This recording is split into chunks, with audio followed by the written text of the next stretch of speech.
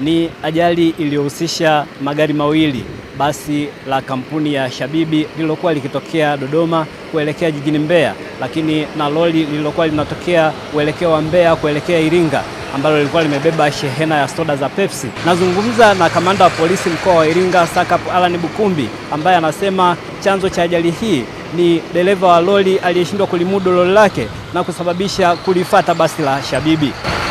Katika barabara kuu ya Iringa kuelekea Njombe, gari aina ya FAU ambalo ni lori lenye namba za usajili T143 EAF, lakini likiwa na tela namba T455 ADB mali ya Salim Said Mohamed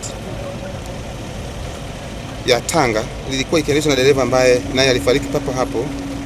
Ilikuwa ikitokea Mbeya kuelekea Dodoma, ligongana na gari yenye namba za usajili T827 ELZ aina ya Yutong Bus mali ya kampuni ya Shabibi Line, likiendeshwa na Michael Mbugi ikitokea Dodoma kuelekea Mbeya na kusababisha vifo vya watu watano na pia majeruhi watu watano.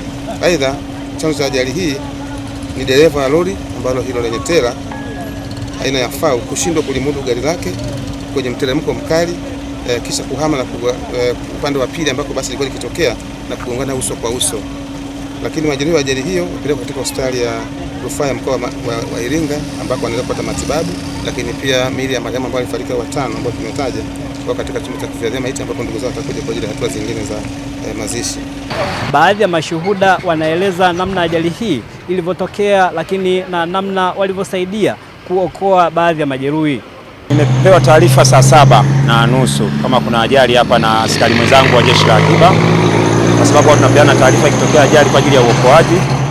Nilipopewa taarifa nikaja moja kwa moja hapa nikaikuta hii ajali, basi tukaendelea kutoa wale majeruhi na kuomba baadhi ya gari na kuanza kuwasafirisha hospitali ya mkoa government. Tumejitahidi kwa kweli, na askari wetu wa jeshi la polisi mkoa wa Iringa wamefika kwa wakati, tukasaidiana kuendelea kuokoa maisha ya wenzetu walioweza kupata changamoto eneo la ajali. Ndio tumekuta kuamka leo asubuhi, sababu mimi naishi niko nyuma kidogo na kitongoji. Kweli watu wamekufa wengine hapa, lakini kitu ambacho kinasikitisha, ninachokijua mimi kuhusu hapa, manake ni mwendo kasi wa magari ambayo yanakuwa na fail brake kutoka kwenye mteremko fulani hapo juu Ihemi.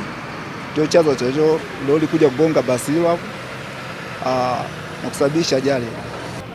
Kutoka katika eneo hili la Tanangozi mkoani Iringa, mimi ni Silvanus Kigomba wa ITV.